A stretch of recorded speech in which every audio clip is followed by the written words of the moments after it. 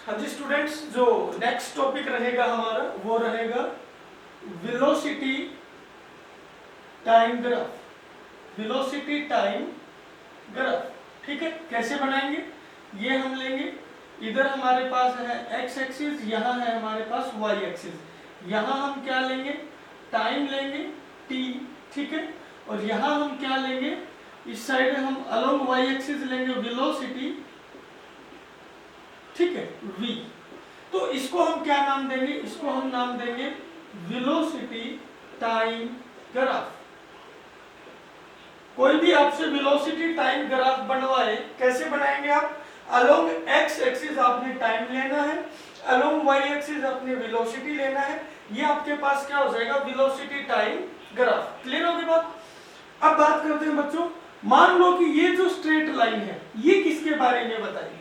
देखो यहाँ हमारे पास जीरो से हम स्टार्ट करें, ये टाइम हमारा चेंज हो रहा है, ठीक है, टाइम चेंज हो रहा है, लेकिन वेलोसिटी चेंज नहीं हो रही है। वेलोसिटी ना तो ऊपर जा रही है ना नीचे जा रही है, कांस्टेंट वेलोसिटी। ये लाइन क्या कह रही है कि टाइम बढ़ रहा है, टाइम चेंज हो रहा है, लेकिन वेलोसिटी जो क्या है हमारी वो कांस्टेंट है, ठीक है। तो उस मोशन को हम क्या कहते हैं बच्चों, यूनिफॉर्म मोशन। क्या नाम देंगे इसको हम, यूनिफॉर्म मोशन।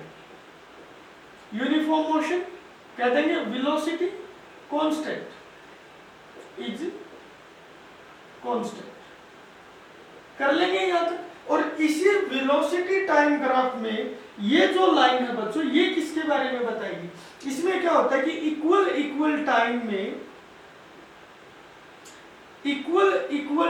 में जब इक्वल वेलोसिटी चेंज हो, देखो, तो उसको हम क्या कहते हैं, यूनिफॉर्म एक्सेलरेटेड मोशन। ये हमारे पास क्या रहेगा बच्चों, uniform accelerated motion. Uniform accelerated motion क्या होता है कि जो हमारी एक्सेलरेशन होती है वो क्या रहेगी बच्चों, कांस्टेंट। एक्सेलरेशन इज कांस्टेंट, कर लेंगे, ठीक है। तो ये लाइन किसको शो करेगी, पैरेलल टू टाइम एक्सिस, ये करेगी यूनिफॉर्म मोशन को, वेलोसिटी इज कांस्टेंट। और जो ये लाइन रहेगी हमारे पास ये करेगी यूनिफॉर्म एक्सेलरेटेड मोशन, ठीक है। और जो ये ग्राफ रहेगा बच्चों हमारा, ये किसको शो करेगा, ये करेगा नॉन यूनिफॉर्म एक्सेलरेटेड मोशन। किसको शो करेगा, नॉन यूनिफॉर्म एक्सेलरेटेड मोशन। और नॉन यूनिफॉर्म एक्सेलरेटेड मोशन क्या होता है बच्चों, कि जो एक्सेलरेशन होती है वो क्या होती है, वेरिएबल। और इस मोशन को हम स्टडी नहीं कर सकते, तो ये हम पढ़ ही नहीं सकते, ठीक है, कर लेंगे यहां तक। तो ये था हमारे पास। अच्छा, ये जो आपके पास टाइम एक्सिस है, ये एक्स एक्सिस है, इसके अलोंग बच्चों अगर लाइन जा रही है, इसके टाइम एक्सिस के ऊपर से जा रही है, इट मींस वेलोसिटी क्या है आपकी, जीरो। तो ये जो लाइन है ये किसको शो करेगी, रेस्ट पोजीशन को शो करेगी, ठीक है। यानी आप वेलोसिटी टाइम ग्राफ के अंदर रेस्ट पोजीशन को भी शो कर सकते हो, आप यूनिफॉर्म मोशन को भी शो कर सकते हो, आप यूनिफॉर्म एक्सेलरेटेड मोशन को भी शो कर सकते हो, आप नॉन यूनिफॉर्म एक्सेलरेटेड मोशन को भी क्या कर सकते हो, शो कर सकते हो, कर लेंगे यहाँ तक।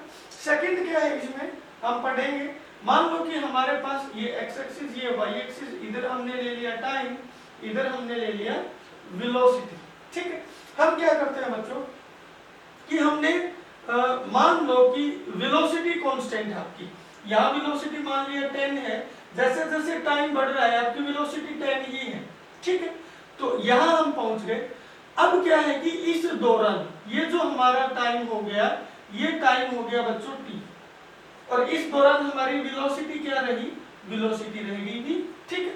तो अगर मेरे को इसका एरिया निकालना है, एरिया कैसे निकालेंगे, this length into this breadth, ठीक है। Area is equal to length into breadth. यहाँ लेंथ की जगह कौन काम कर रहा है, टाइम कर रहा है, ब्रेथ की जगह कौन काम कर रहा है, वेलोसिटी काम कर रहा है, क्लियर हो गया। तो time into velocity, area is equal to time into velocity को क्या बोलते हैं बच्चों, टाइम इनटू वेलोसिटी को हम बोलते हैं डिस्प्लेसमेंट। क्या बोलेंगे, डिस्प्लेसमेंट, ठीक है। तो ये हम याद रखेंगे कि area under the velocity time graph, area under the velocity time graph gives the displacement, कर लेंगे बच्चों यहाँ तक, ठीक है। मान लो आपके पास ये ग्राफ है कि आपने इधर अलोंग एक्स एक्सिस ये जो टाइम है, इधर अलोंग वाई एक्सिस आपकी वेलोसिटी है। मान लो बच्चों कि ये इस तरह का मोशन है, तो इतने टाइम के दौरान यहां से लेके यहां तक जो टाइम है, इस दौरान उसने जो डिस्प्लेसमेंट ट्रेवल किया वो कैसे निकालेंगे, आप ये एरिया कैलकुलेट कर लेंगे, ठीक है। ये एरिया ही किसके इक्वल होगा, इक्वल होगा डिस्प्लेसमेंट, कर लेंगे। तो ये था बच्चों हमारा वेलोसिटी टाइम ग्राफ। इसमें आप रेस्ट को अगर शो करना है तो एक लाइन आपको on the time axis, on the x axis आपने लाइन ड्रा करनी पड़ेगी, वो रेस्ट पोजीशन हो जाएगी। ये जो स्ट्रेट लाइन है पैरेलल टू टाइम एक्सिस, ये किसको शो करेगी बच्चों, यूनिफॉर्म मोशन को, क्योंकि यहाँ वेलोसिटी क्या है, कांस्टेंट। यहाँ क्या है बच्चों, इक्वल टाइम में इक्वल वेलोसिटी चेंज होगी, तो ये इस तरह की जो हमारे पास लाइन आएगी, ये लाइन किसको शो कर रही है, ये लाइन शो कर रही है यूनिफॉर्म एक्सेलरेटेड मोशन को, यानी एक्सेलरेशन कांस्टेंट रहेगी, ठीक है। कर लेंगे इतना, ठीक। नेक्स्ट जो हमारा टॉपिक रहेगा बच्चों वो रहेगा सर्कुलर मोशन।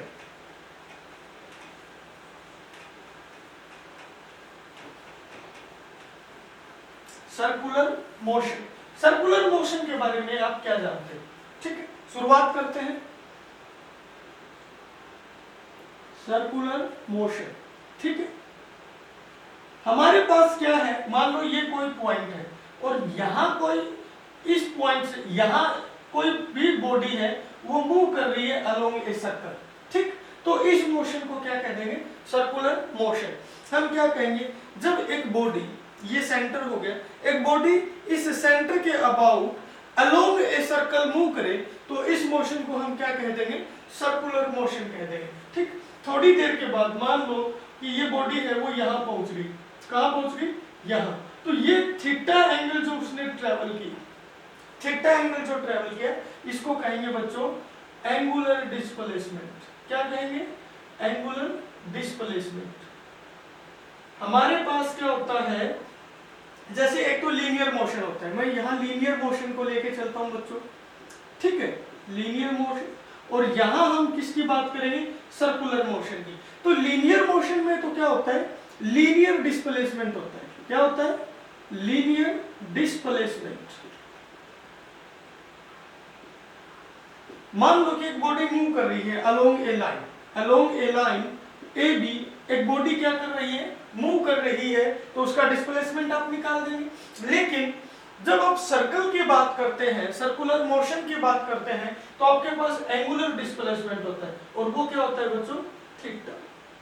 क्लियर होगी बात, ठीक है। यहाँ जो लीनियर डिस्प्लेसमेंट है बच्चों, इसकी जो डायरेक्शन होगी वो किधर होगी, मान लो कि कोई भी बॉडी यहाँ से इधर चल के जा रही है, तो उसका डिस्प्लेसमेंट भी इसी डायरेक्शन में हो जाएगा। लेकिन एक बॉडी ऐसे सर्कल में मूव कर रही है, सर्कल में कैसे मूव करते हैं, यहाँ हम 12, ठीक है, अगर हम ऐसे चले 12, 11, 10, 9, 8, 7, 6, 5, 4, 3, 2, 1, ऐसे अगर चले, तो ये जो डायरेक्शन होगी हमारी, ये होगी एंटी क्लॉकवाइज, और अगर हम ऐसे चलें तो क्या होगी, क्लॉकवाइज।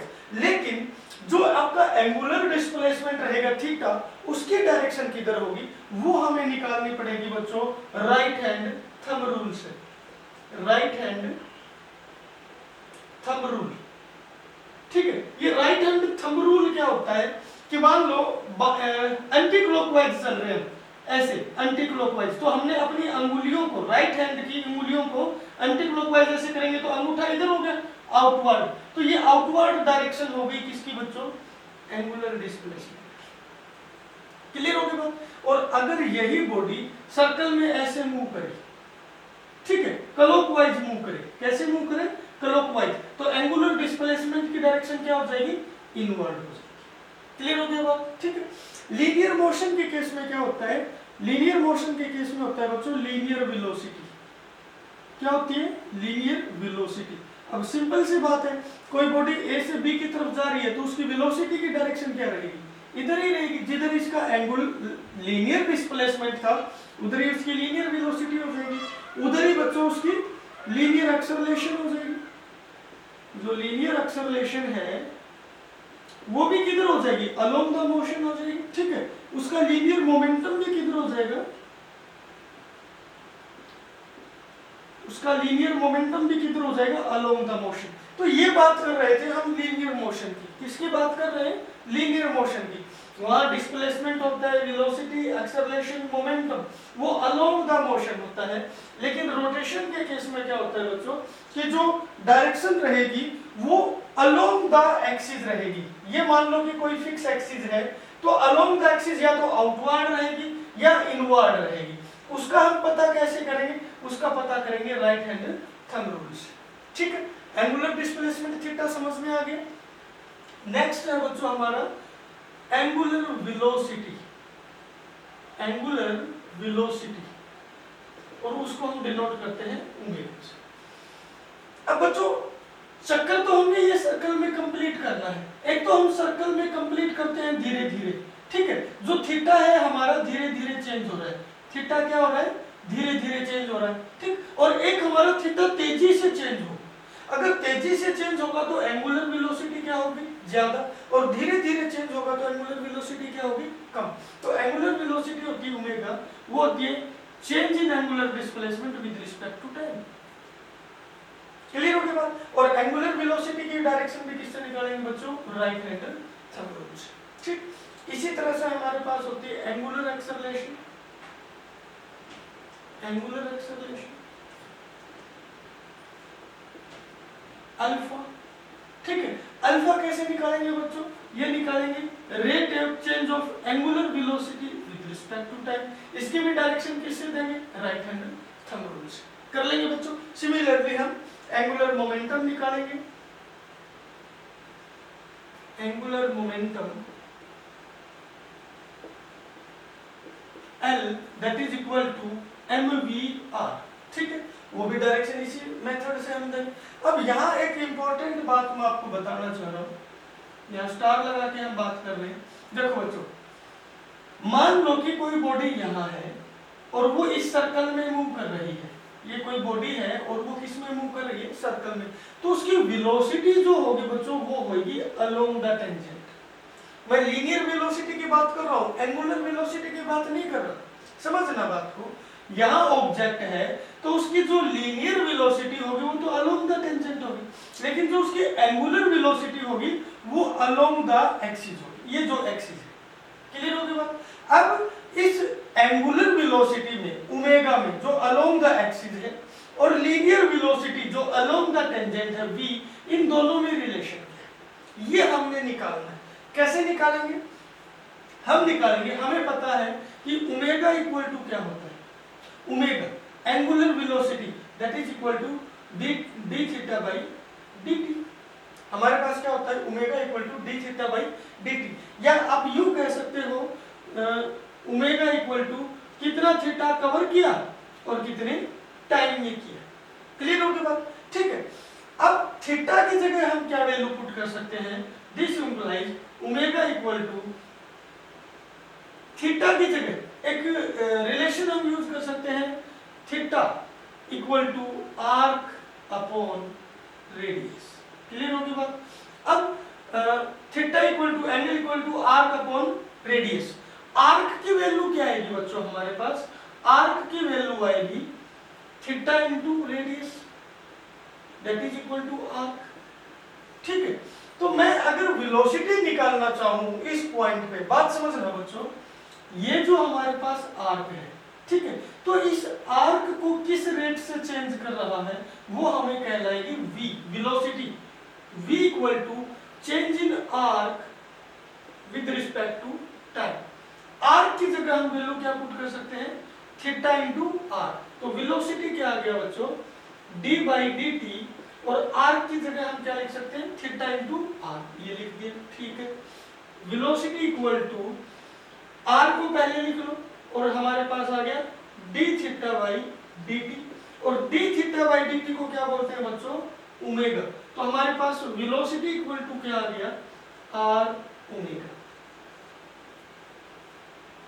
ठीक है। फिर से बताता हूं कि हमने निकालना क्या है, वेलोसिटी निकालनी है जो अलोंग द टेंजेंट है, उसका फॉर्मूला क्या होगा कि ये जो आर्क ट्रेवल कर रहा है वो किस रेट से चेंज कर रहा है, v equal to change with respect to time, किस में, आर्क में। आर्क की वैल्यू क्या होगी, यहां से निकाल लेंगे इस फॉर्मूले से, आर्क की वैल्यू हो जाएगी थीटा इनटू रेडियस, ये वैल्यू पुट कर दी मैंने थीटा इनटू रेडियस, ठीक है। तो वेलोसिटी इक्वल टू आर को मैंने पहले लिख लिया, D theta by D T को ओमेगा।